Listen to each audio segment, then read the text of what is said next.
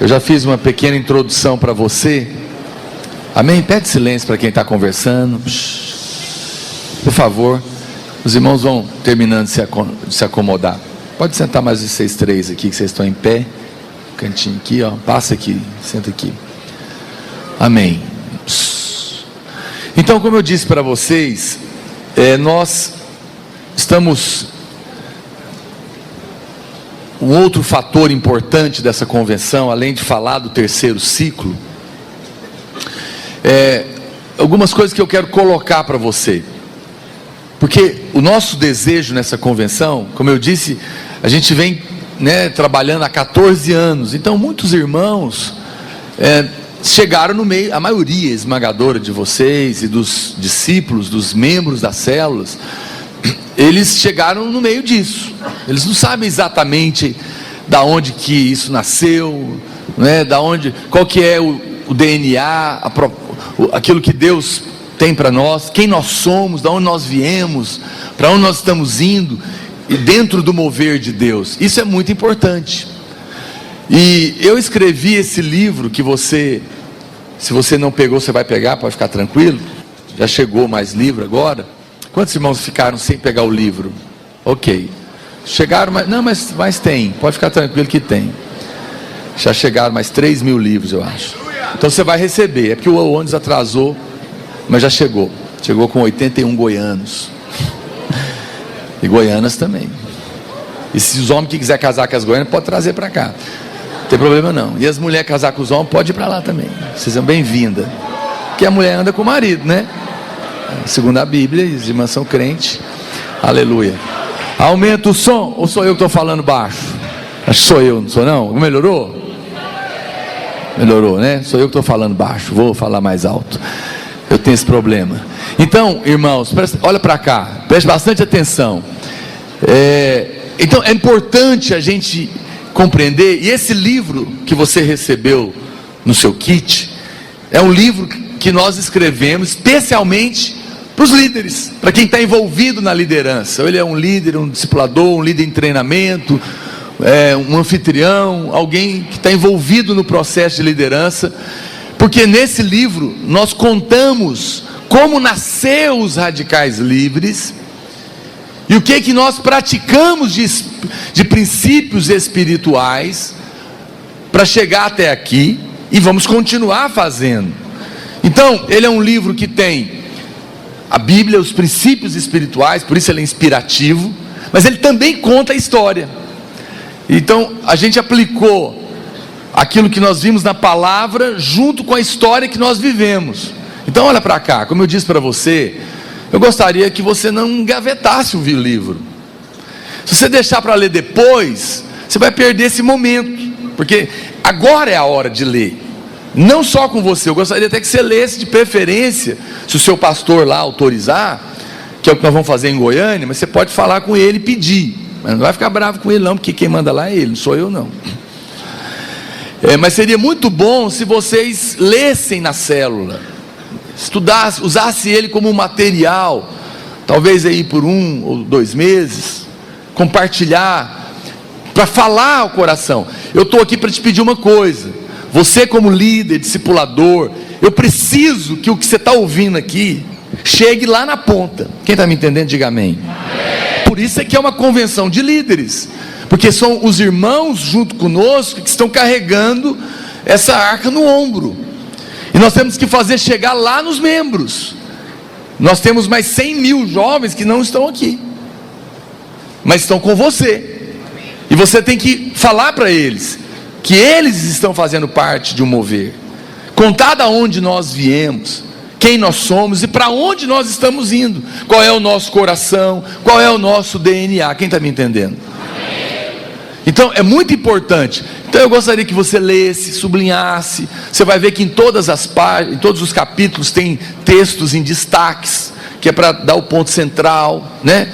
E você usar o material para que você participe. Importante você entender, olha para cá, todo mover de Deus, a literatura anda junto, porque ela é uma maneira que a gente tem para falar de uma maneira mais clara, mais didática, mais objetiva, e para você voltar a ler e remoer e meditar no que você está ouvindo nas conferências. Quem está me entendendo? Então, como eu falei para você, eu também não gostava de ler, né? E falar no livro, falar também para os irmãos que compraram com a camiseta e também não recebeu, também chegou mais. Mas se porventura faltar mesmo assim, no domingo que vem já está lá no seu prédio, que até quarta e quinta-feira a gente entrega o restante, não vai ficar ninguém sem, para ficar tranquilo, tá bom? Mas olha para cá, justamente porque chegou muito mais gente do que tinha já feito a inscrição, e que eu acho legal você ter uma maneira, inclusive você que não ia comprar, agora vendo todo mundo, eu queria uma, você pode pedir que a gente vai mandar, não tem problema, porque eu acho que é legal, é um marco, é joia de ter, eu estava lá, participei, eu guardo eu tenho um monte de camiseta lá, onde eu vou, os irmãos vão me dando, dos lugares que eu participei, é uma maneira barata de participar da história, digamos assim, né? Mas não é obrigado e nem é espiritual essa camiseta aí não, tá bom? É só lembrança. Mas se você quer ter e não comprou, nos intervalos você vai poder comprar, eu vou pedir para os irmãos, de repente faz um valezinho para você, alguma coisa, a gente manda entregar, de preferência coloca o tamanho que você é, não pode ser daqueles irmãos fortão que é usar P, para ficar... mas pode, se quiser usa, mas amém, olha para cá. Então eu gostaria de pedir isso para você. Eu não gostava de ler, igual a maioria dos brasileiros, né? Mas eu fui despertado, eu percebi que homens de Deus como Paulo, ele falava isso para Timóteo, traz os meus pergaminhos. Eu fico vendo o pastor Luiz, né? Ele já leu mais de 4.000 livros. Então quando ele comprava, ele gastava 30% do salário dele quando ele era solteiro, todos os meses comprando livros. E eu aprendi, por quê? Porque o mover de Deus, ele tem uma história. Nós não estamos isolados, nós não somos um grupo aqui que acha que está começando algo do zero. Não, nós estamos nas costas de muitos homens de Deus que vieram antes de nós, inclusive o pastor Marcelo e a pastora Luiz, que já começaram isso muito antes. Pastora Luiz, quando eu converti, ele era pastor de jovens, ele foi pastor de jovens por 8 anos, e eu me converti com eles, e pastor Marcelo, nesse mover de Deus, né, como eu falei, nós nascemos nesse ambiente. Então é muito importante que você mude a sua postura. Olha para cá, eu estou te convidando para que você considere verdadeiramente fazer parte de um mover de Deus de uma maneira prática, de falar, eu sou um líder na casa de Deus, Deus me chamou, eu quero me preparar o melhor que eu posso, eu quero entender isso aqui, porque é mais importante que qualquer profissão. Você vai ter que estudar 5 anos, mas para promover de Deus você não lê, você não se prepara, você não assimila o coração. Então eu gostaria que você mudasse a sua maneira de pensar, mudasse a sua cultura, criasse uma cultura de, como eu falei, de trocar presentes, amigo secreto, tudo com livros. Para de emprestar livro, toma uma decisão, presta atenção. Sim, eu estou sendo, olha para cá, eu falei para os irmãos, enquanto eu emprestava livro, meus livros sumiam tudo, e eu não, além do irmão que levou, está em pecado, que está roubando, sem querer, mas está, porque não vai me devolver, eu também não tenho esse controle, não lembro, está perdoado, que eu não quero ninguém pecado por culpa minha, mas aí aí as pessoas me emprestam seu livro, não, mas sempre que eu podia, eu comprava e dava de presente. Então eu passei a dar, em vez de emprestar. Eu não estou falando para você não abençoar, só estou dizendo que em vez de emprestar, se você pode, dá. Senão você pode falar, irmão, eu fiz um propósito, eu não vou mais emprestar, quando eu puder eu vou te dar. Pronto. É simples assim. E você deve estimular. E começa uma bibliotecazinha na sua casa. Talvez você nunca pensou nisso, né? Mas isso é legal. Isso é precioso. Eu tenho mais de 1.000 livros, talvez quase 2.000. Eu compro todo o tempo, todos os meses, porque eu aprendi que isso é bênção. E eu, inclusive, eu escrevo, e olha para cá, e é importante, você sabe, o pastor Aloysio, eu, o pastor Marcelo, o pastor Wilson, o pastor Silvio Galli, o pastor Dênio Lara, o Almir, todos nós, todos os pastores, tem muitos pastores e escritores hoje, e isso é muito precioso, isso é a prova que está um mover sendo escrito e gerado, e é muito importante que você leia os seus pais na fé, porque o nosso propósito, nós não somos escritor, Nós traduzimos as palavras e melhoramos ela num sentido literário para clarear. Então faz parte de um projeto maior. Por exemplo, quando eu escrevi a série Vida Plena, que eu escrevi pequeno, a conta gotas, porque eu poderia escrever um livro inteiro, mas eu preferi escrever 7 pequenos, porque você acaba primeiro, né? Você fica motivado, não, terminei, aí você lê o outro, e realmente são incríveis. Alguns livros, por exemplo, os testemunhos são tremendos, até de pessoas de fora. O livro Batalha na Mente, um livreto, um deles da coleção, um pastor me encontrou, a filha dele tinha se suicidado, e a outra estava pensando nisso também. Quando ela leu esse livro da Batalha na Mente, foi uma libertação na vida dela, ela estava me agradecendo, né? São assuntos fundamentais, por isso que chama Vida Plena, e ele é um fundamento, porque é batalha na mente, emoções restauradas, né, para concluir o passado, vontade dominada, disciplina do corpo, libertação do pecado, a minha identidade em Cristo, realidade espiritual. São assuntos que você tem que ter um mínimo de conhecimento dele e revelação para vencer. E eu escrevo a conta gotas para isso. Hoje à tarde eu vou te mostrar um kitzinho sobre relacionamento, que também eu escrevo porque eu tenho encargo, porque casamento a gente brinca, mas é uma das coisas mais sérias da nossa vida. O seu casamento, seja ele de sucesso ou de fracasso, vai determinar o resto dos seus dias, porque ele pode acabar com a sua família e com o seu ministério, ou pode ser a resposta de Deus para isso. Portanto, como é que você entra num projeto que vai determinar o resto da sua vida e não tem coragem de ler um livro sobre relacionamento? Por isso você vai fazendo como acha que sabe, não sabe. Precisa investir nisso. Precisa ler, precisa estudar, precisa ouvir quem tem encargo que está falando disso. Você não quer comprar o meu? Acho que eu estou aqui só fazendo propaganda, ainda que estou.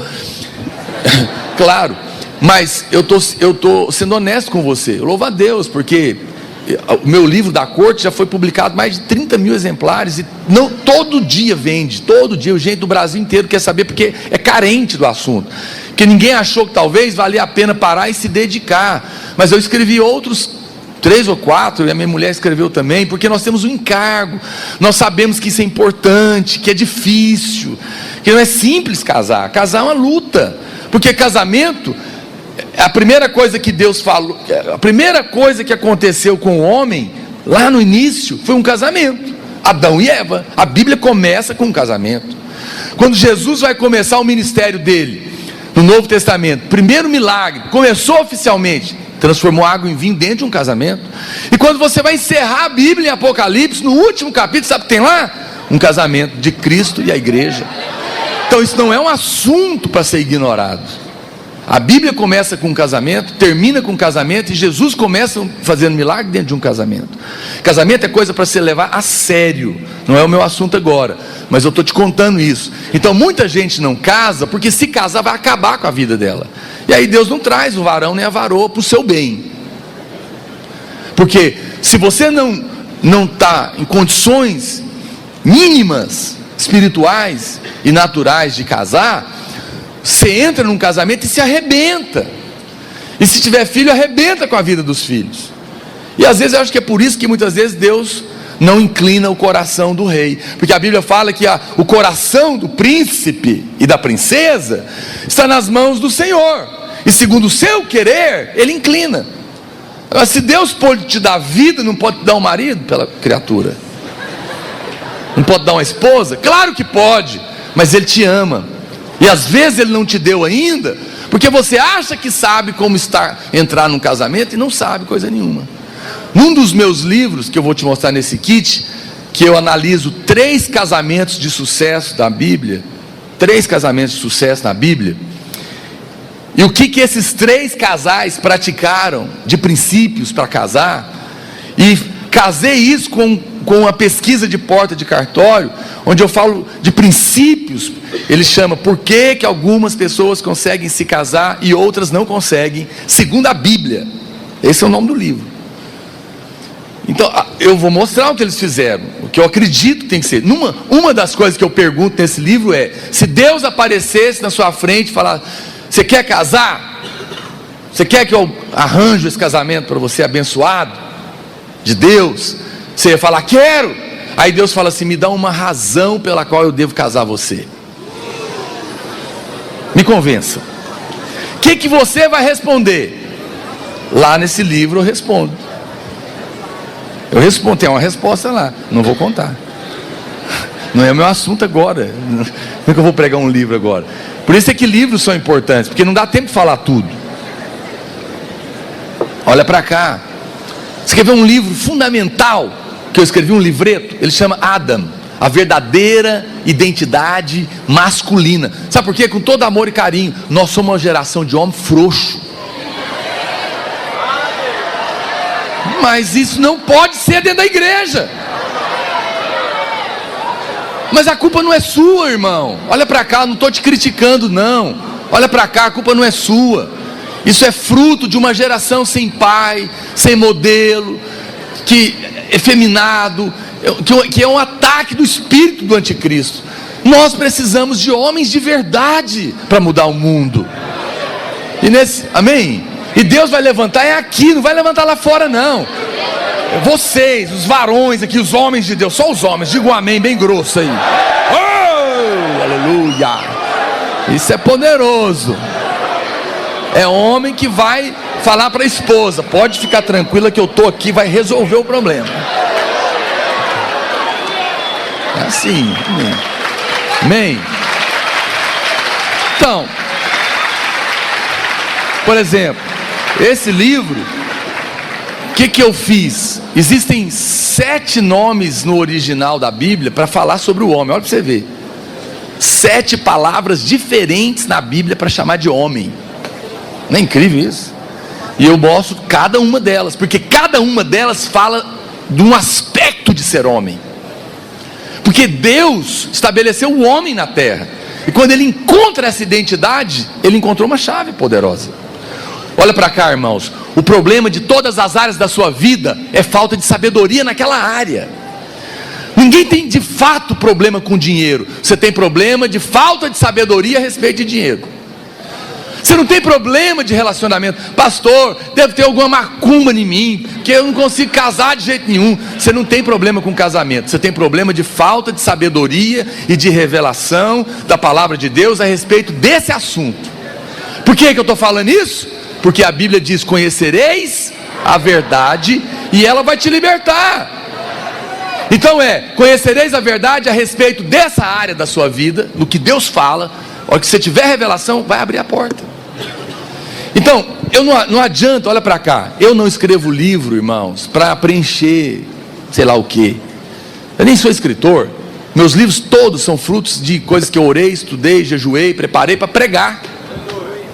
Então eu não estou preocupado com fazer livro, estou preocupado em pregar. Aí eu pego a pregação e transformo em livro, para você ruminar. Então, por quê? Porque não adianta eu falar: você tem que fazer isso, você tem que fazer aquilo. Não funciona. Eu tenho que te dar as chaves, os tesouros. E se você entender isso, você vai ver Deus fazer, não é? E a outra série é uma série sobre avivamento. Eu amo escrever e pregar sobre isso, porque isso tem a ver com a gente, né? Então tem uma série de livretos sobre isso. E agora a gente está fazendo de liderança. Bom, enfim. E a minha mulher lançou um livro também tremendo agora. Minha mulher tem 26 anos de crente, e 26 anos que ela anda junto com a pastora Márcia. E eu conto para você, porque eu casei com ela. Ela era nova convertida e eu também. Nós brigamos 7 anos de casado para ficar bom, andando ao lado do pastor Luiz e a pastora Márcia. Você vê, tanto nós era coisa ruim.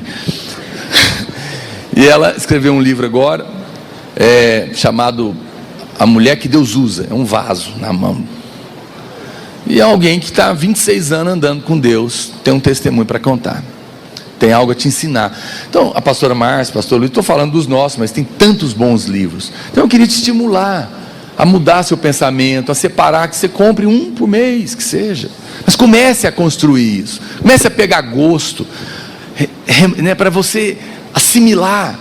E o último que eu vou lançar, não tem nada para mostrar aqui agora, mas deve ter no intervalo, é o livro que Deus nos deu para falar do terceiro ciclo, que eu estou lançando aqui, chamado Ciclos do Mover de Deus. Porque eu conto o que eu te falei resumidamente aqui, e para onde nós estamos indo.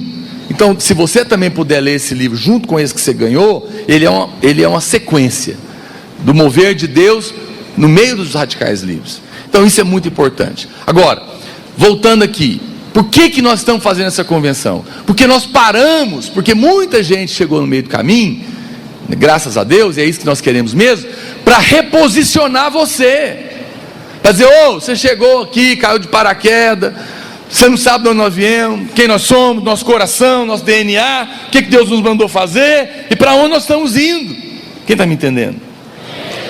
Veja, por quê? Porque tem um grande medo no nosso coração, um grande temor de que esse grande mover no meio dos radicais livres se torne só um movimento vazio.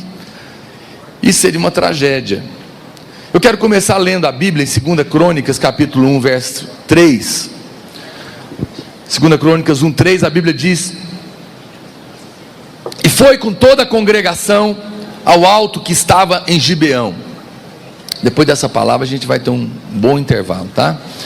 Porque ali estava a tenda da congregação de Deus, que Moisés, servo do Senhor, tinha feito no deserto. Presta atenção. Então, vamos lá, presta atenção.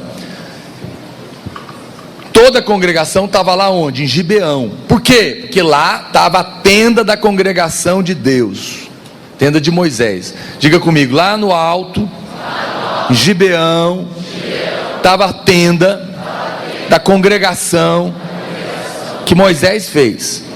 Ok? Então esse era o prédio deles, era o lugar que eles reuniam. A arca estava lá. Mas o que aconteceu? Então, por muitos anos, esse povo acostumou a fazer culto lá, na tenda de Moisés, porque era lá que estava a arca. A arca era o lugar que Deus morava dentro. Hoje ele mora dentro de nós, mas naquela época estava lá. Ok? Que representa o mover de Deus. Mas vamos continuar lendo a história.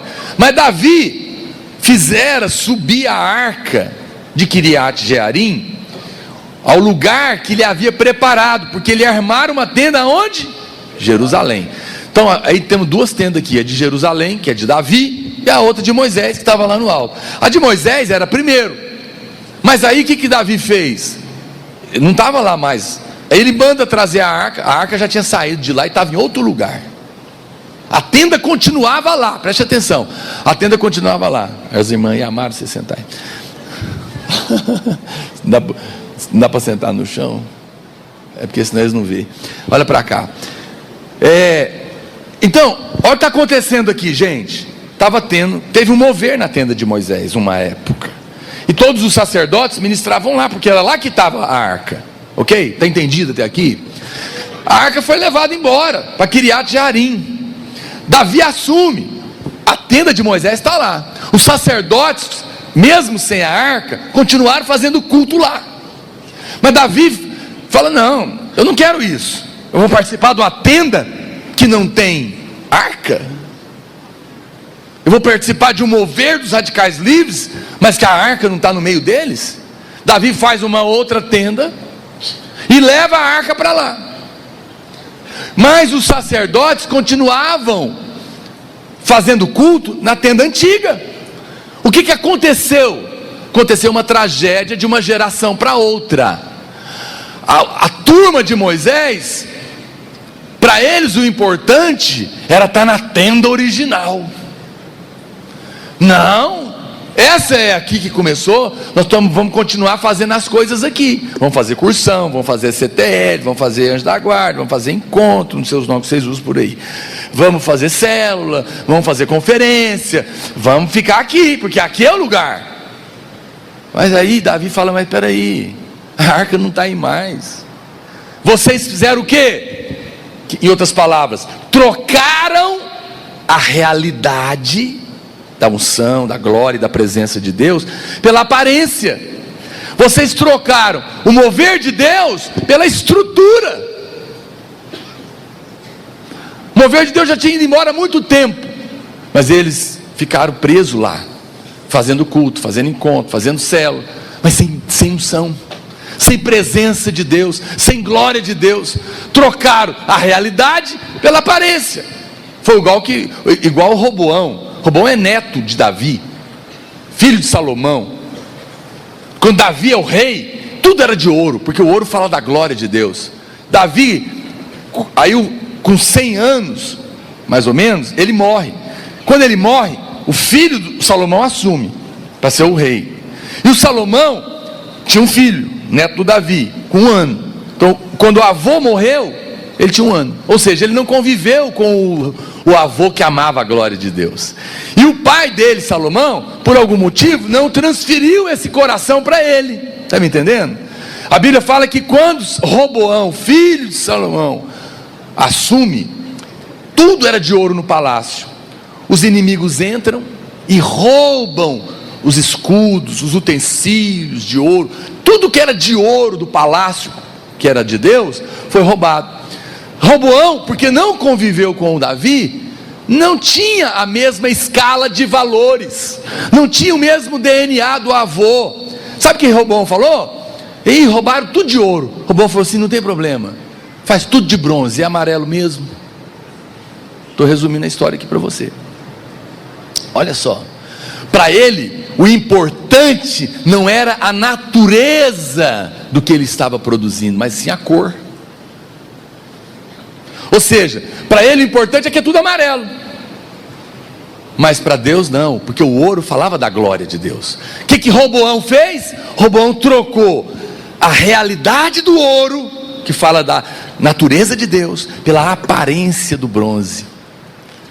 Isso é o que? Isso é aquela musiquinha que eu vou cantar para você. Vai haver um avivamento neste lugar, oh, oh, vai haver um avivamento. Legal, mas cadê o mover de Deus? Mas cadê a unção, a glória, a presença, mover do Espírito? Gente nascendo de novo, sendo cheio do Espírito, estabelecendo o reino de Deus, subjugando o reino das trevas, avançando, mudando a história, levantando como líderes políticos, empresários de caráter que dizem não à mentira, à corrupção, à violência, aos ensinos caídos das ideologias do inferno que estão tentando ensinar para as crianças. Gente que está fazendo história de verdade, que é ouro, que é divino, que é espiritual. Nós estamos vivendo uma época, infelizmente, de decadência espiritual dentro das igrejas, porque o mundo invadiu, e pastores estão preocupados em muitos lugares. Claro que, glória a Deus, porque Deus sempre tem os seus remanescentes, e não é só videira e vinha, não é? Em vários lugares, para dizer não vamos não, se perder os utensílios de ouro, nós vamos chorar, vamos gemer, vamos trabalhar, mas nós não abrimos mão que seja de ouro. Entende o que eu estou falando? Eu estou falando de natureza de Deus, estou falando de ouro aí. Veja, qual que é o nosso medo, irmãos? É que o medo, olha para cá, é que se Jesus não voltar nos próximos anos, como eu creio que vai, mas se acontecer de não vir, e quando todos esses homens de Deus que estão aí liderando vocês, morrerem, e vocês assumirem os radicais livres, para liderar outra geração que vem após vocês, você não caia no erro de Roboão, você não perca o coração dos seus pais, que amam a glória de Deus, que não abre mão de que seja de ouro, que seja obra genuína, do Espírito, que quando chegar diante dos céus, vai estar nos anais da história celestial, que vai te garantir uma coroa como um vencedor, que participou de algo genuíno. Sabe qual é a pior tragédia? É você viver, as pessoas têm muito medo de morrer, né? As pessoas têm medo da morte, porque é desconhecido para elas, mas mal elas sabem, que o pior não é a morte, é chegar no dia da morte, e descobrir que não viveu, descobrir que tudo que ele estava envolvido naquela igreja, era fogo de palha, era bronze, porque a Bíblia fala que a obra de todos nós será atestada pelo fogo, o próprio fogo provará, para que cada um receba, segundo o bem ou o mal, que tiver feito pelo corpo de Cristo, a igreja. Ah, pastor, é juízo? Não, é só teste. Veja, a ideia do fogo, no nosso caso que somos crentes, não é destruir nada, é só ver se é real. Veja, o fogo, quando você coloca algo que encapado de bronze, cheio de palha dentro, o bronze derrete, queima a palha. Não, isso aqui é falso. O que é de ouro você põe no fogo, o ouro derrete, mas desaparece? Não. Veja, o fogo não aniquila, o fogo não aniquila aquilo que é real, ele destrói a palha, mas o que é ouro apenas comprova, é ouro, pode pôr na coroa. Entende? Então eu não quero te enrolar, porque você está acreditando nessa obra, você está junto conosco nisso para ganhar o Brasil, e eu não quero que você pegue a sua única vida que Deus te deu para viver, você não vai ter outra, e faça a coisa errada com ela. Então nós precisamos ter clareza do que nós estamos fazendo, e o selo de que nós estamos fazendo a coisa séria, certa, é que a presença e a unção de Deus está garantindo aquilo. Por isso isso é um valor dos radicais livres. Nós não aceitamos ter uma tenda, ter uma estrutura de célula, uma estrutura de encontros, uma estrutura de treinamento. A gente faz treinamento, a gente faz célula, a gente faz encontro e vamos continuar fazendo. Mas se Deus não estiver lá, eu me nego. Se a arca não estiver lá, não vou. Não vou. Por isso, nunca mais pergunte para mim quem vai cantar. Nunca mais pergunte para mim quem vai pregar. Pergunte só uma coisa nas próximas conferências: a arca vai estar lá? É só isso que importa. É só isso. Nós não temos outro interesse. Nada jamais deveria começar sem a presença e a glória de Deus. Davi sabia tanto isso, que eu falei para você, no meio da guerra, eles acampavam de costas para o inimigo. Deus falou: põe a arca no meio, acampa em volta. Só que quando eles faziam isso, eles dormiam voltado para a arca, que estava no centro do exército de Israel, mas ficava de costa para o inimigo.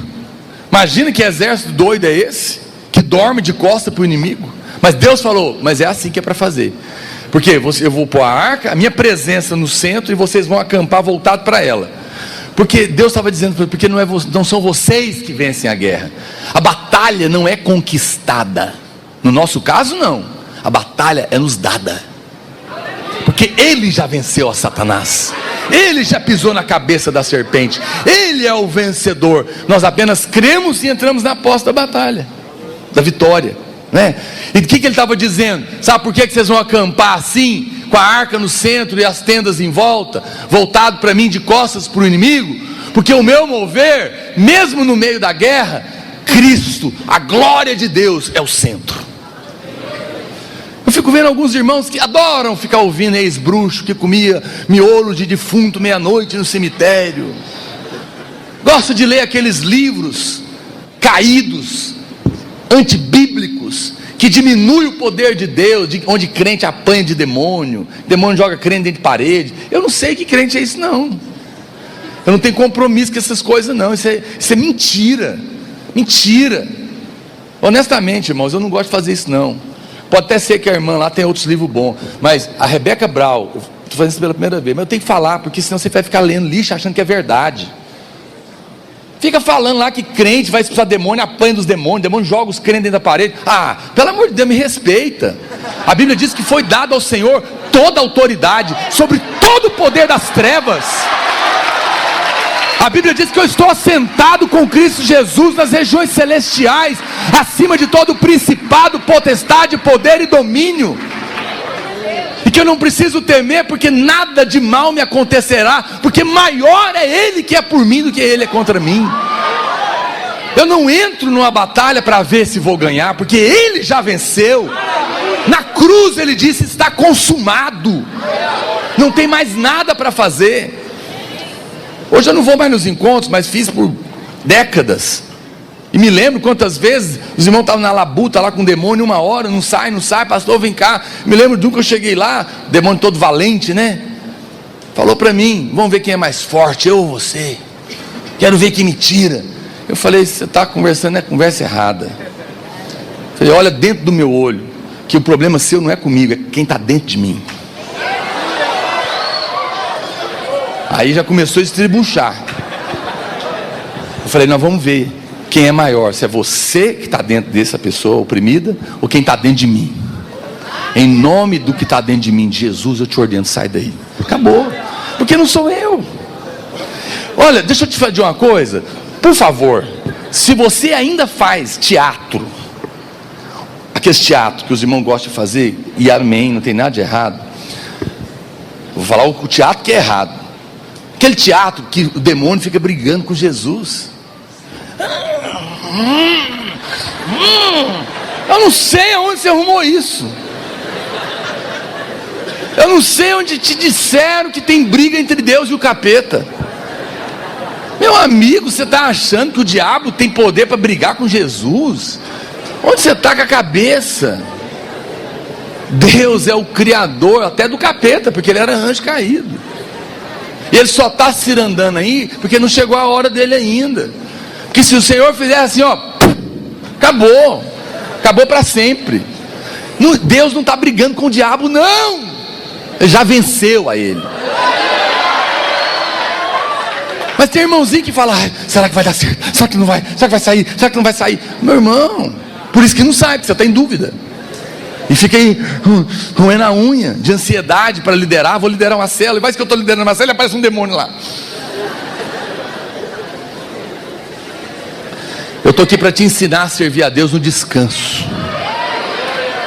Essa obra que vai revolucionar o país vai ser feita no descanso. Sabe como é que é isso? É mais ou menos assim. Vamos imaginar, final da Copa do Mundo, Brasil e Argentina nos pênaltis. Você está lá, último pênalti, Brasil bater, se fizer campeão, né? Aí faz, gol, campeão, essa coisa, história antiga, né? Muito antiga. E muitos aqui nem viram.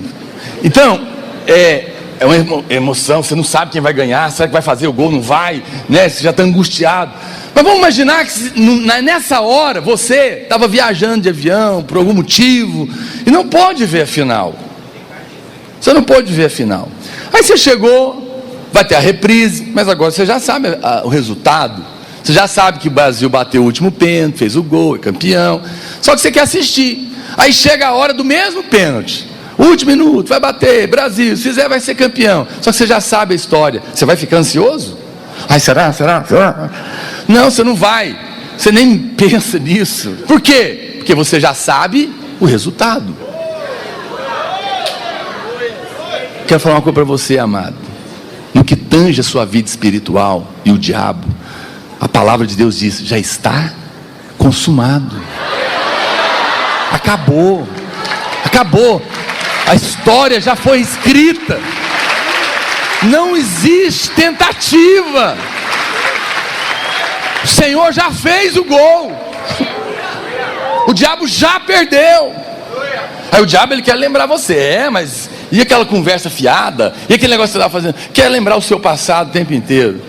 Amado, a próxima vez que o diabo vier com pensamentos na sua cabeça a respeito do seu passado, lembra o futuro dele. Futuro breve, por sinal, o lago de fogo e do inferno. Porque quanto a mim e a você, estamos lavados no sangue do Cordeiro.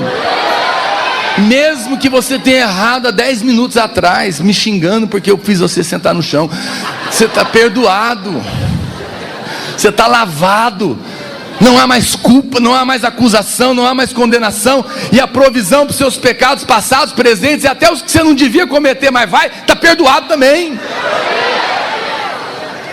Eu não expulso o demônio porque eu sou perfeito.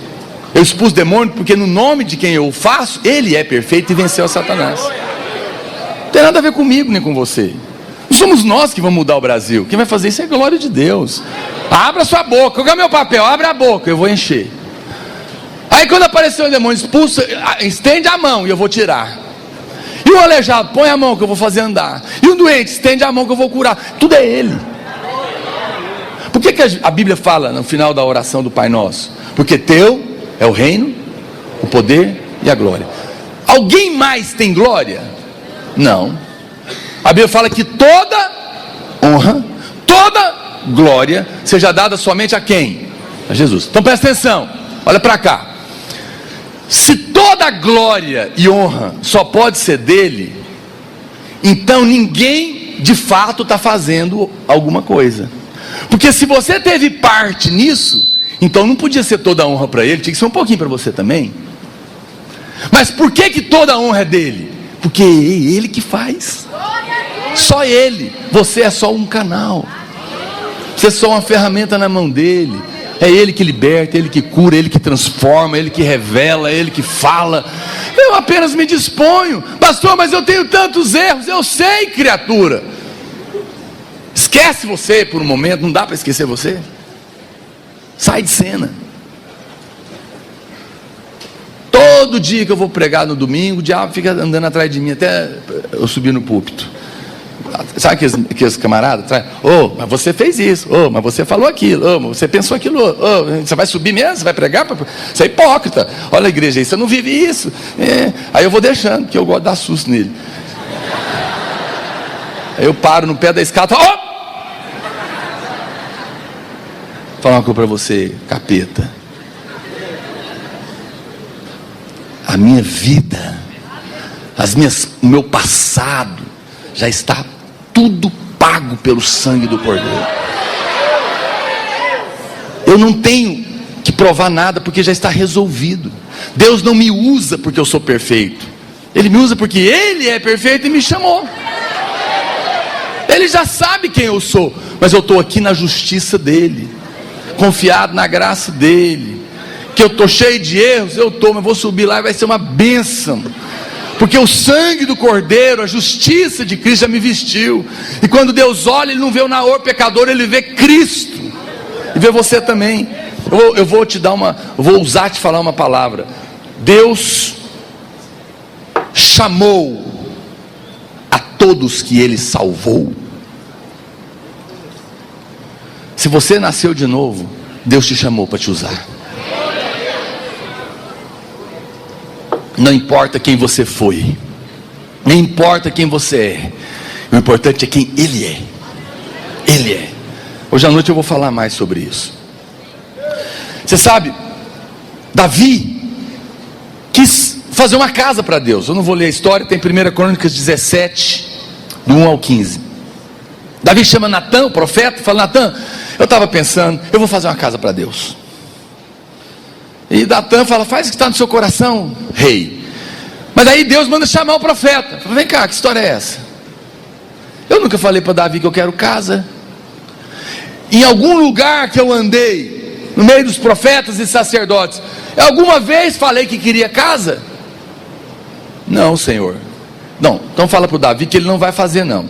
Até porque Davi era homem de guerra, ele não podia fazer. Ele tinha as mãos sujas de sangue.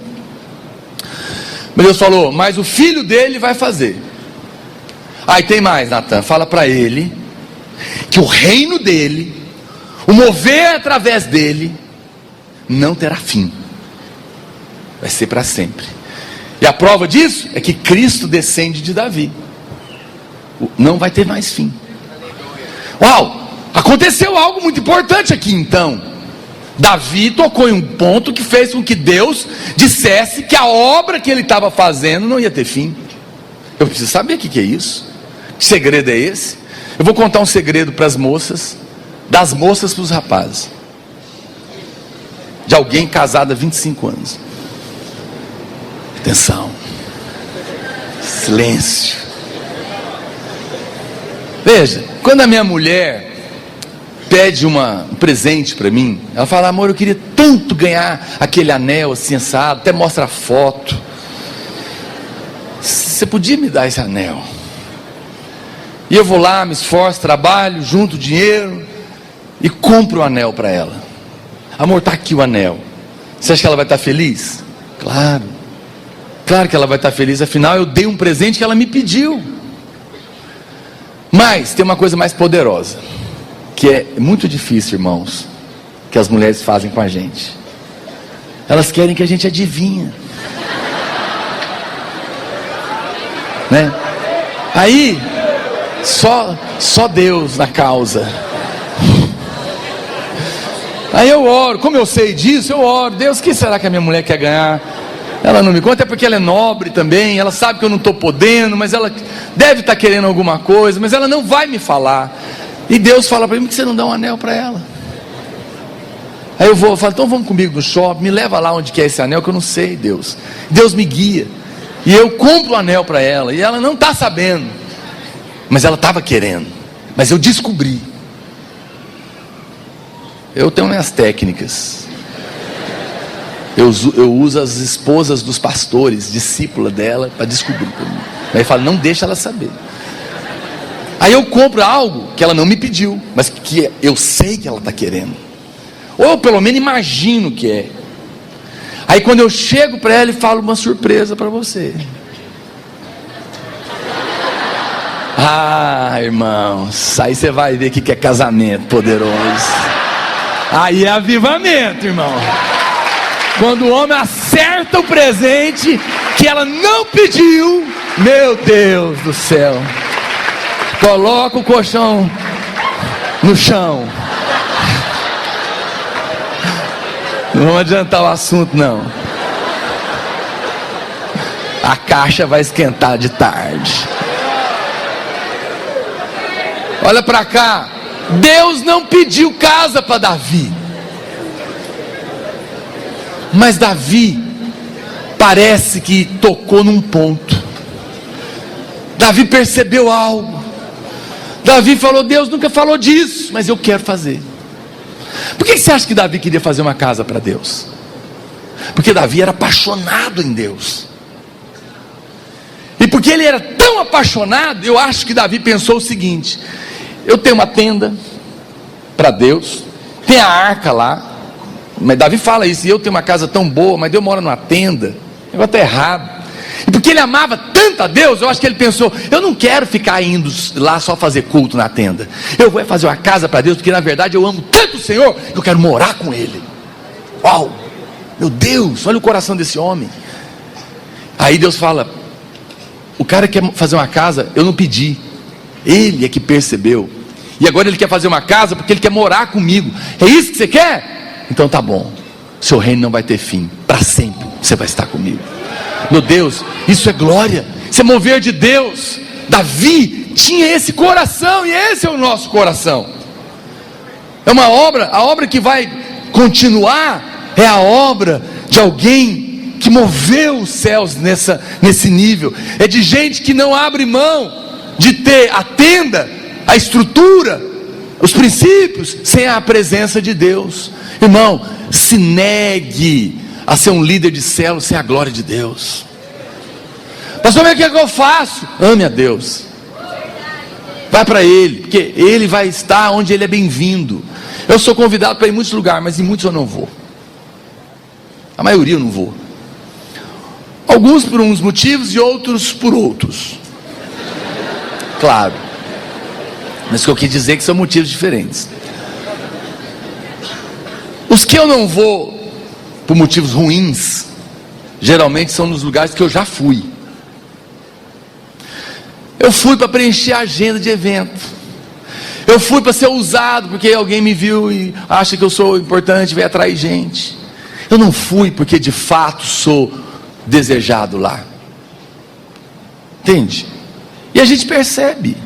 É horrível ir num lugar que estão te engolindo lá. Mas é muito bom ir aonde você é celebrado. Você sabe, eu conheço a história de um jovem adolescente, 14 anos, ele tinha um problema de saúde, pesava por isso, uma doença, 160 quilos. E ele se converteu. E ele foi para a célula. Mas por causa do peso, desse problema que ele tinha, essa doença, mesmo sentando numa cadeira mais reforçada, ela quebrava. E ele ficava com muita vergonha. E ele parou de ir, sumiu. E os irmãos perceberam aquilo. E alguém com o coração sensível foi atrás dele. E ele, com muito custo, abriu o coração. Pode tocar baixinho. Você não toca, né? Você toca. Não tem ninguém para tocar o teclado, não? Olha para cá. E ele falou, eu não vou. Ele abriu o coração para alguém. Esse irmão, sabe o que ele fez? Esse irmão mandou fazer um banco de madeira reforçado. E falou para ele, olha, eu fiz para você, porque eu quero que você vá. Então, eu preparei um lugar capaz de suportar o seu peso. Pode ir, eu quero você lá. Esse irmão, meu Deus, ficou tão constrangido. Nunca mais ele vai querer sair de uma célula dessa. Ele foi amado de verdade. E ele foi amado e pôde voltar, por quê? Porque agora tinha algo capaz de suportar o peso dele. Você sabe como a Bíblia chama a glória de Deus? Shekinah. Sabe o que significa isso? Peso de glória. Você sabe por que Deus não vai em muitos lugares? Porque não tem trono para suportar o peso da glória de Deus. Não tem homens e mulheres com um coração dizendo: vem, nós temos prazer na tua presença. Por isso preparamos esse lugar, preparamos essa célula, essa reunião, para buscar a tua face. Quando Deus encontra homens assim, Ele vem. E quando Ele vem, a história é escrita.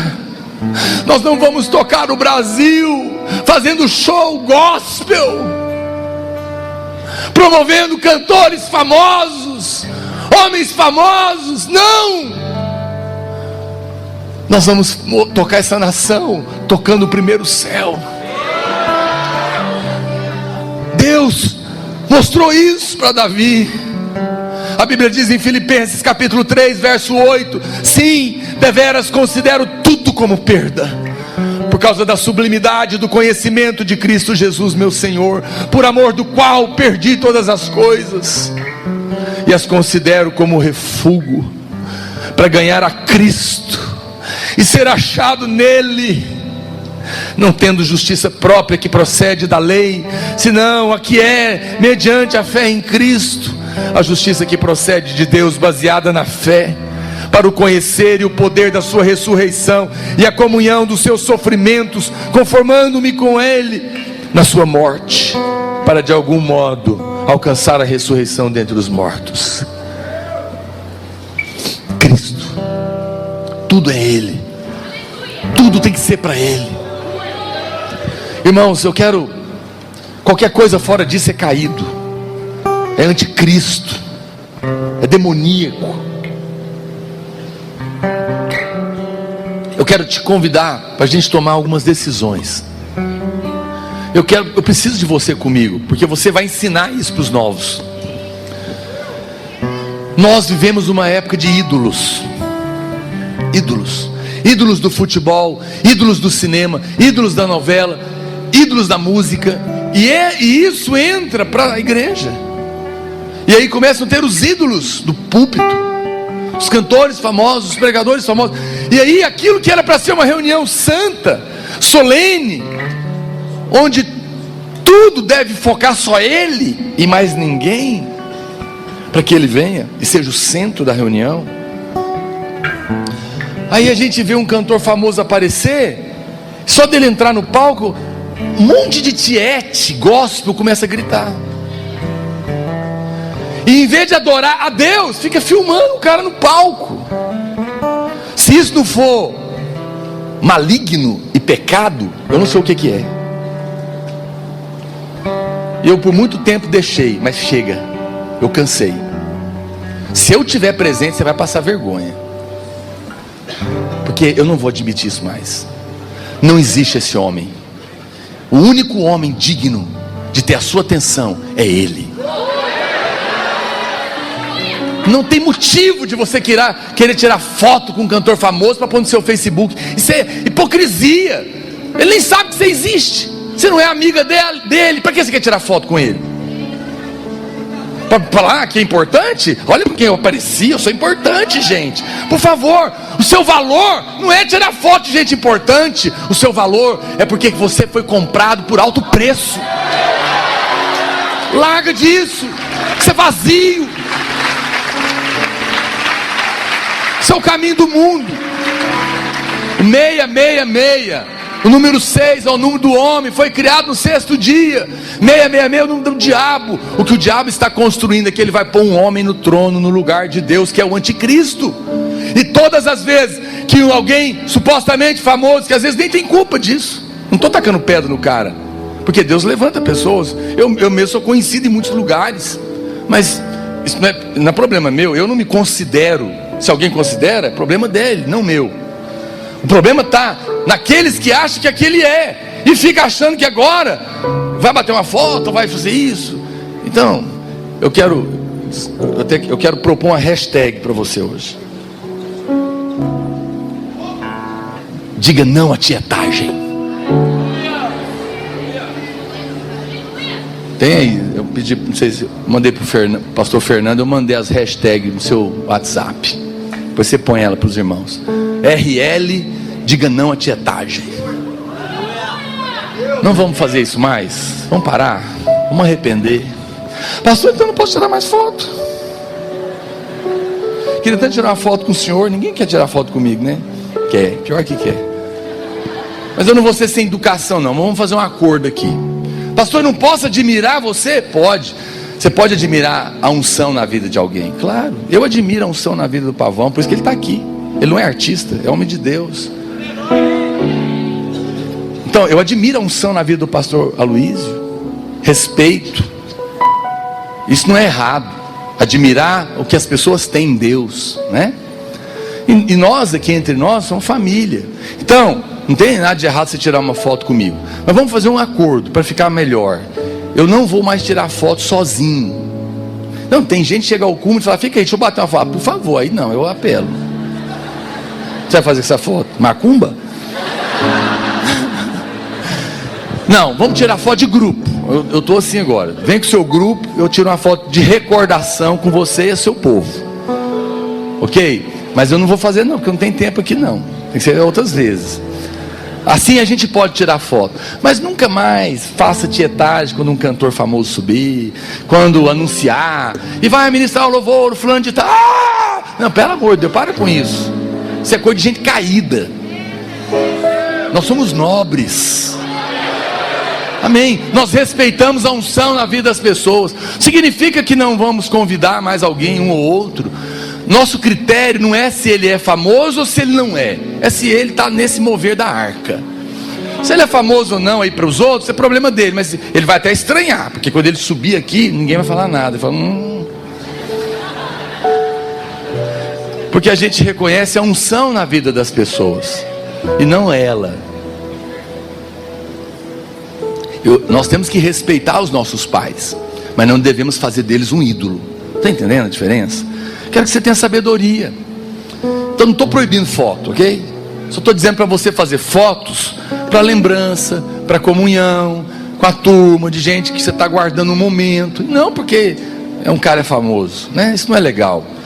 Vamos mudar isso, porque nós precisamos voltar para Cristo. Cristo é o centro. Por isso que eu falei, vocês viram que não tem foto. O máximo que eu coloquei foi o nome, e um nem veio. A culpa, aliás, eu tenho que falar aqui. Nova geração não vai vir, não é culpa deles não. É minha. Tá bom? Me perdoe. Eu já pedi perdão para ele também. É que nós fizemos as contas erradas. Aí não dava. Querendo trazer todo mundo. Não dava. Aí eu expliquei e ficou para a próxima. Mas vai vir um outro no lugar. Aí eu vou falar aqui, eu quero falar quem vem, quero ver o que você vai fazer. Não vai ser, mas vamos supor que eu falasse assim, olha irmãos, não deu para vir nova geração. Era assim que era antes. Não deu para vir nova geração, mas vai vir o Fernandinho e o Diante do Trono. Ah! Não vai vir. Vai vir uma irmã, eu conheci agora, mas parece que muita gente conhece, a Zoe Lili. Conhece ela, essa irmã? Do Dínamos. Ela é uma benção, parece. Vou saber hoje. Você viu que quase saiu, né? Por favor, né? Então, não vai ter nome, não vai ter foto. As próximas conferências, não pergunte quem vai cantar para ver se você vai. Ah, que horror, né? Isso é show do mundo. Quem vai cantar para ver se eu vou? Não, se você fizer essa pergunta, por favor, não venha. Eu não quero fazer reunião com gente que está atrás de show. Show tem em outros lugares. Você vai vir para buscar a glória de Deus. Esse é o nosso coração. Esse é o nosso coração. Eu quero encerrar lendo um texto com você. 2 textos. Juízes, capítulo 2, verso 8.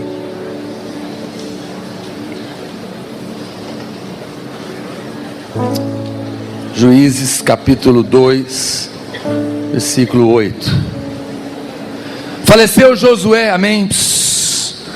Preste atenção nessa história, olha que tragédia. Faleceu Josué, filho de Num, servo do Senhor, com a idade de 110 anos, e sepultaram-no no limite da sua herança, em Timnat-Heres, na região montanhosa de Efraim, ao norte do Monte Gaás. Quem era Josué, gente? Ele era o discípulo de Moisés, um dos maiores líderes da história de mover de Deus. O cara viu o Senhor face a face no monte, 40 dias, no nível de glória, sem comer, sem beber. Não é fraco não. Josué viu tudo isso, e ele foi o discípulo dele, que assumiu o mover na sequência. Agora Josué morre. Olha o que acontece. Josué morre. Verso 10. Foi também congregada a seus pais toda aquela geração, a de Josué, e outra geração após eles se levantou, que não conhecia o Senhor. Não conhecia o Senhor, nem tampouco as obras que fizera Israel. Então fizeram os filhos de Israel o que era mal perante o Senhor, pois serviram aos Baalins, deixaram o Senhor Deus de seus pais, que os tirara da terra do Egito, e foram-se após outros deuses, dentre os deuses das gentes que havia ao redor deles, e os adoraram, e provocaram o Senhor a ira. Olha que tragédia. Uma geração de homens de Deus passou, e quando a outra assumiu, eles não conheciam a Deus. Não foi transferido um coração, não foi transferido um DNA. Eu estou aqui dizendo para você, eu te imploro de joelhos, se porventura nós passarmos, os líderes de hoje, os pastores de hoje estão liderando o mover de Deus no meio dos radicais livres. Quando nós morrermos, vocês vão assumir esse mover que já está presente na sua vida, mas vocês vão assumir como líderes, mas que seja uma geração que conhece a Deus. Não permita que se pare em você. E se você amanhã estiver nesse lugar, aqui, falando no meu lugar, conte isso para os que vierem depois de você. Contagie o seu coração, o coração deles, transfira o seu para eles. É por isso que eu estou te pedindo que quando você sair daqui, você repita lá na sua célula o que você recebeu aqui. Conte para os irmãos que são suas ovelhas, estão lá na sua célula. Ore com eles, contagie eles, leia para eles, coloque o vídeo para eles, a palavra para eles ouvirem, inflame o coração deles. Mas que não passe e outra geração venha e perca o mover de Deus. Essa seria a maior tragédia. Esse é o meu clamor. Esse é o meu clamor. Eu não sei ainda por quanto tempo, né, vou estar aqui, mas enquanto eu estiver, o meu desejo é transferir um coração para você, um coração que eu recebi de outros, e tenho procurado transferir a outros. Estou aqui te clamando para que você faça o mesmo, para que naquele dia, quando nós chegarmos diante de Deus, não tenha sido um mover que foi apenas uma fumaça, mas um mover que permaneceu, que sustentou um testemunho, que colocou Jesus no centro quando todos exaltavam o homem.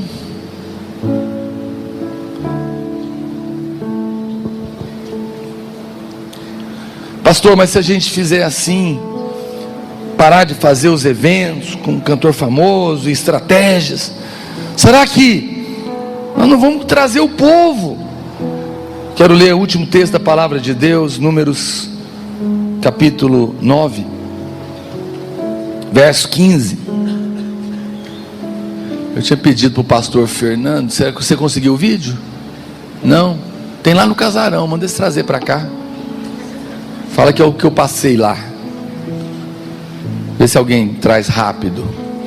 Eu quero passar um vídeo aqui para os irmãos daqui a pouco. Olha o que aconteceu. Aqui o povo está no deserto, sendo conduzido para Canaã. Canaã não é o céu. Canaã é a vida do vencedor, a vida espiritual, é o radical livre. Eles estão sendo levados para lá no deserto. A arca estava lá, no meio deles. No dia que foi erigido o tabernáculo, a nuvem, que era a presença de Deus, o cobriu, a saber, a tenda do testemunho. E à tarde estava sobre o tabernáculo uma aparência de fogo até a manhã. Eu não sei se a arca estava, mas a nuvem estava, e era a presença de Deus. Não estou lembrado aqui, vamos ver se no texto fala. Assim era de contínuo, a nuvem o cobria, e de noite havia aparência de fogo. Quando a nuvem se erguia de sobre a tenda, os filhos de Israel se punham em marcha, e no lugar onde a nuvem parava, aí os filhos de Israel se acampavam. Segundo o mandado do Senhor, os filhos de Israel partiam, e segundo o mandado do Senhor se acampavam. Por todo o tempo em que a nuvem pairava sobre o tabernáculo, permaneciam acampados. Quando a nuvem se detinha muitos dias sobre o tabernáculo, então os filhos de Israel cumpriam as ordens do Senhor e não partiam. Às vezes a nuvem ficava poucos dias sobre o tabernáculo, então segundo o mandado do Senhor permaneciam, e segundo a ordem do Senhor partiam. Às vezes a nuvem ficava desde a tarde até a manhã. Quando pela manhã a nuvem se erguia, punham-se em marcha, quer de dia quer de noite. Erguendo-se a nuvem, partiam. Se a nuvem se detinha sobre o tabernáculo por 2 dias, ou 1 mês, ou por mais tempo, quando pairava sobre ele, os filhos de Israel permaneciam acampados e não se punham em marcha, mas erguendo-se ela, partiam. Segundo o mandado do Senhor se acampavam, e segundo o mandado do Senhor se punham em marcha. Cumpriam o seu dever para com o Senhor, segundo a ordem, por intermédio de Moisés. O que estava acontecendo aqui? Aquele povo estava sendo guiado. De dia tinha uma coluna de nuvem, de noite uma de fogo, e tinha o tabernáculo da presença de Deus. Quando a nuvem se levantava e erguia o tabernáculo, eles recolhiam o tabernáculo e seguiam a nuvem. Parou a nuvem, eles paravam. Ficou um dia, a gente fica um dia. Levantou, vamos embora. Ficou 1 mês, fica parado. Levantou de madrugada, levanta e vamos embora. Por quê? Porque o importante é seguir a nuvem. Quando os sacerdotes faziam isso, o povo todo vinha atrás. Por quê? Porque a presença de Deus estava se movendo. Nós não precisamos fazer marketing. Nós não precisamos de gente famosa para atrair o Brasil. Mova a arca atrás da nuvem, e o Brasil virá para adorar o Senhor. É a glória de Deus que move as pessoas. Você não precisa de ter estratégia maravilhosa na sua célula para ganhar alguém para multiplicar. Nós não precisamos de uma estratégia maravilhosa. Pastor, qual vai ser a estratégia para ganharmos 500 mil jovens nos próximos 7 anos? Qual é a estratégia? Ele é a estratégia. A presença dele é a estratégia.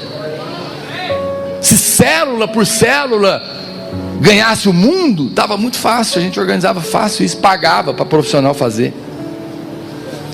O que muda a história é a nuvem com o tabernáculo seguindo esse mover.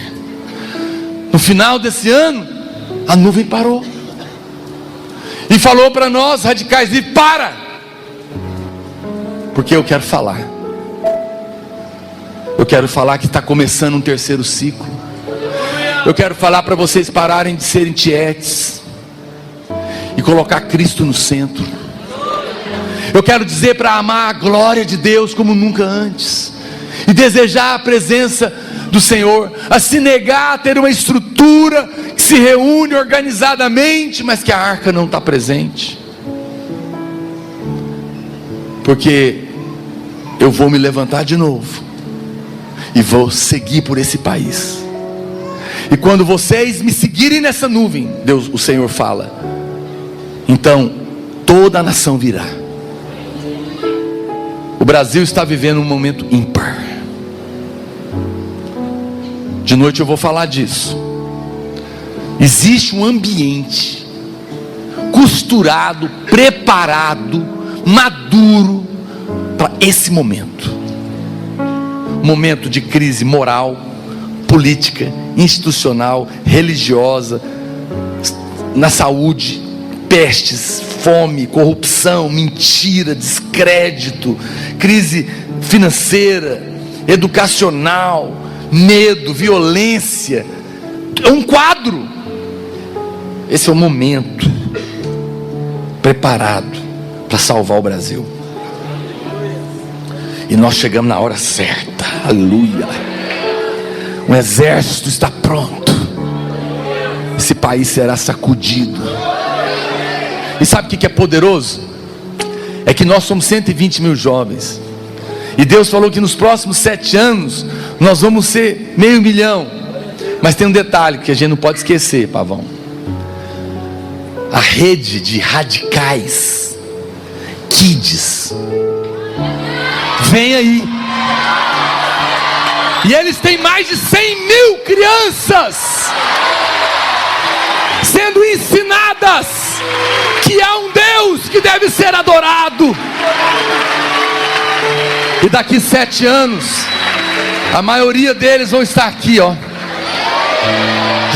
Serão jovens, porque nós servimos a um Deus de gerações. Muitos de vocês talvez já estarão casados na rede de adultos, mas a mesma glória vai acompanhar vocês lá. Meu Deus, que coisa poderosa, que momento ímpar. Nós vamos falar de noite sobre isso, sobre o Kairos de Deus. Eu quero convidar você a ficar em pé um minuto, mas não converse, por favor. Não converse. Vamos fazer silêncio. Eu acho que se você procurar no YouTube Radicais Livres 2016 oficial, é o vídeo. É um vídeo que é só de eu falando uma oração com palavras aparecendo.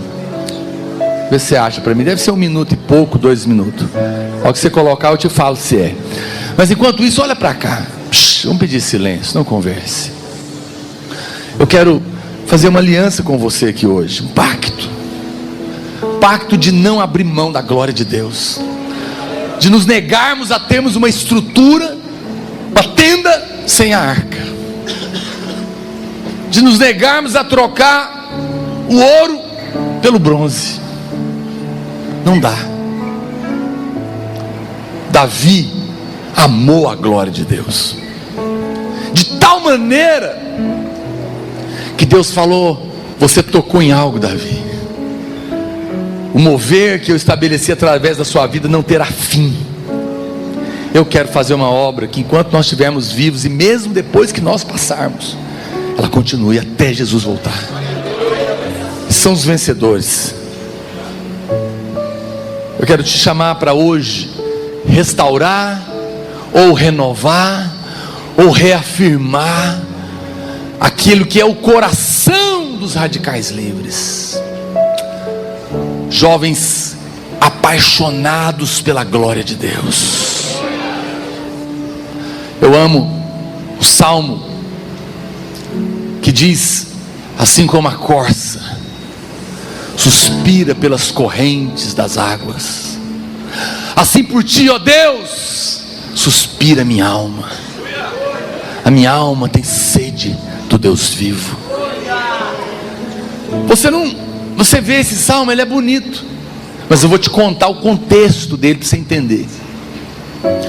Quem falou sabia o que estava falando, porque conhecia corça.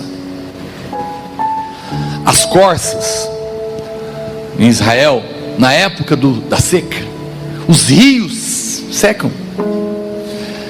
Então existe um problema grave de falta de água. Então ela começa a procurar água, porque ela passa 1 dia, 2 dias, não está encontrando. O que acontece?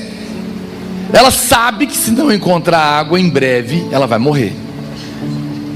Mas isso não para aí. Acontece um fenômeno com a corça. À medida que vai passando os dias sem a água, a pele dela trinca, Fica aqui, só para os irmãos ali. Abaixa aqui um degrau, por favor, obrigado. A pele dela trinca. E ela começa a exalar um odor que atrai os predadores. E ela sabe que se ela não encontrar a água, ou ela irá morrer de sede, ou um predador vai matá-la, atraída pelo odor que a falta de água está fazendo nela. Nessa condição de desespero, de vida ou morte, ela busca água. E o salmista vem e fala: desse jeito, nessa condição, Senhor, é que a minha alma anseia pelo Senhor.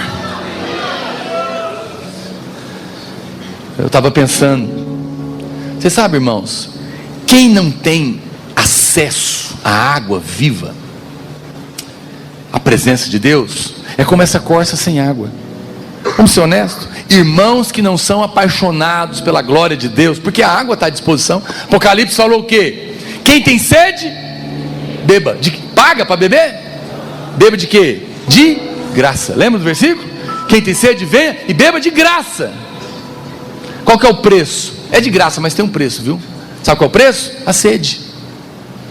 Porque quem tem sede só que pode vir, quem não tem sede não pode ir. A água da vida, de graça, só está à disposição de quem tem sede. O preço é a sede. Então, está à disposição. Mas quando a gente encontra crentes, jovens, que não tem sede, ele não vai beber água. Consequentemente, ele é um crente carnal. Consequentemente, ele vai emitir um odor de carne. E a serpente vai vir para comer. Essa é a história triste de muitos crentes. Mas quando você está embriagado com essa água viva, o que exala de você não é um odor, é um bom perfume. Hoje eu estou aqui para te convidar para a gente restaurar a sede no nosso meio, o desejo pela glória de Deus, desejo pela presença de Deus. Conseguiram achar? Ainda não? Não? Ok. Queria cantar uma música com você. E eu queria que você fizesse dessa canção um clamor pela glória de Deus. Feche os seus olhos.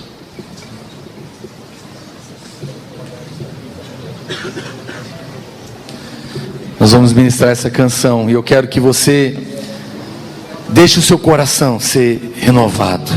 Você vai dizer: Deus, eu não abro mão da tua glória. Esse é o DNA dos radicais livres. Eu não abro mão de ter a tenda sem a arca. Feche os seus olhos, meu amado. Pega as suas duas mãos para o seu Pai, para o amado da sua vida. O Senhor vai fazer um milagre no seu coração nessa manhã.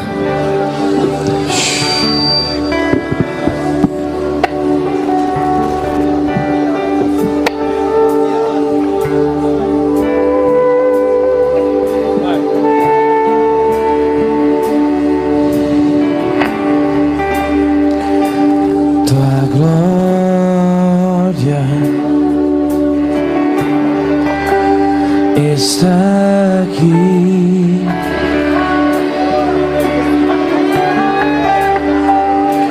tua nuvem está sobre nós, tua glória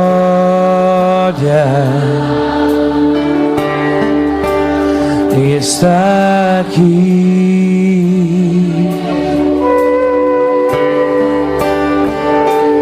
tua nuvem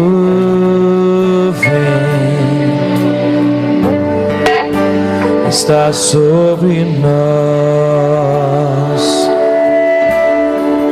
Venha, venha nos tocar. Venha nos curar, venha nos encher com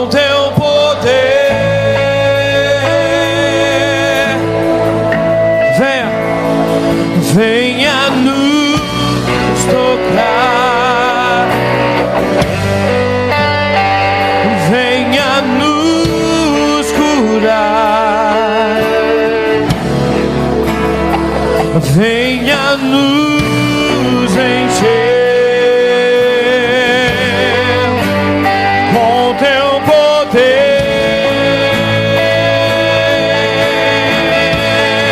tua glória,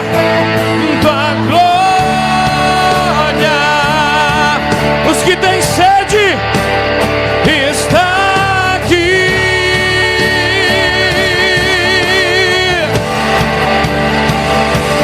Tua nuvem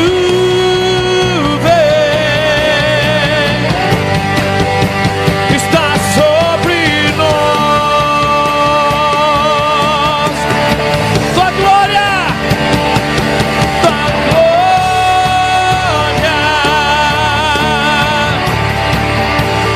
está aqui.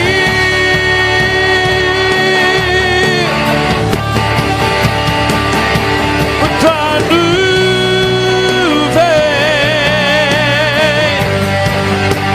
está sobre nós. E eu verei,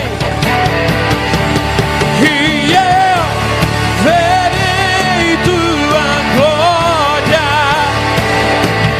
e eu verei tua nuvem, e eu verei o teu fogo neste lugar. Oh, eu verei, e eu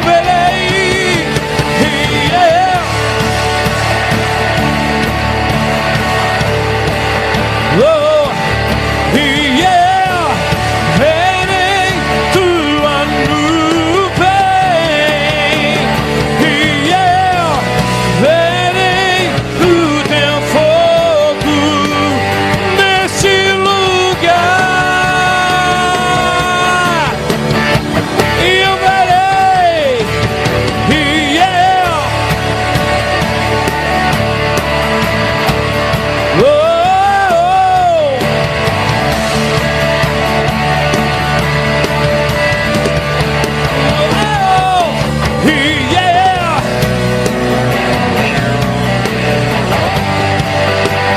nesse lugar.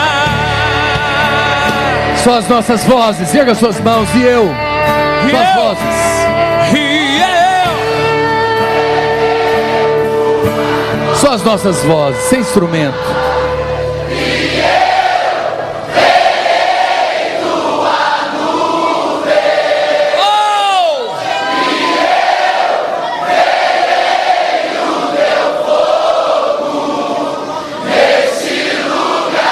Aleluia!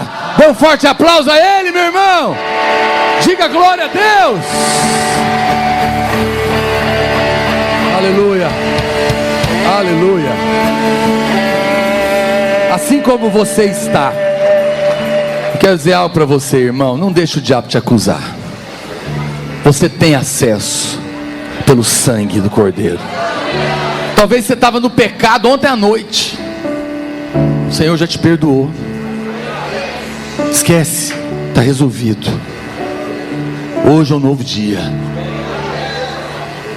Eu quero apagar as luzes e nós vamos passar o vídeo. Pode ficar em pé, acho que é melhor para assistir. Apaga as luzes. Tem jeito de apagar a luz? Espera apagar. Amém. Tem que sentar, senão vocês não vão ver, né? Os irmãos aqui do palco. Pelo menos do palco aqui. Senão os irmãos que estão em pé não veem. Amém. Faz silêncio. Senta, os irmãos sentaram, então senta. Senta só para assistir.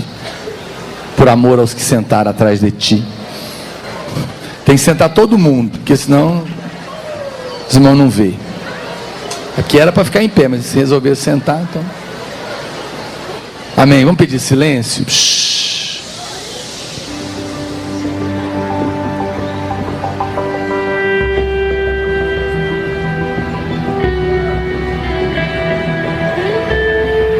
Jesus,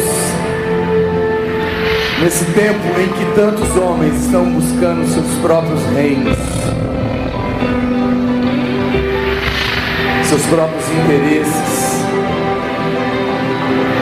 dias em que tantos homens estão vendendo o seu rebanho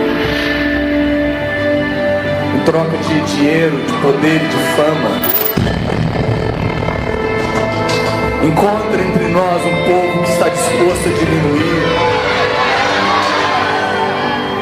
a abrir mão dos seus próprios sonhos e projetos, para que o Senhor cresça,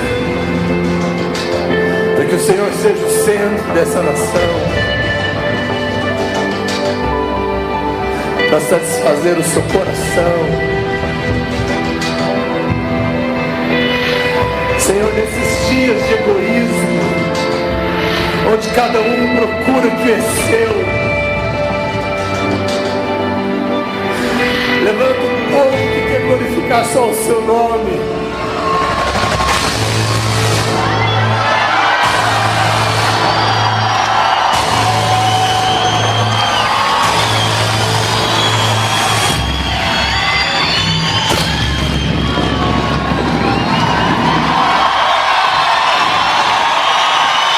Aleluia.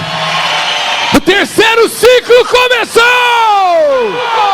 Seja bem-vindo ao mover de Deus. Aleluia. Dê um forte aplauso a Ele mais uma vez. Irmãos, aleluia. Agora são 2 horas e 50 minutos. 10 para as 3. Você nem viu, né? Eu baguncei completamente a programação.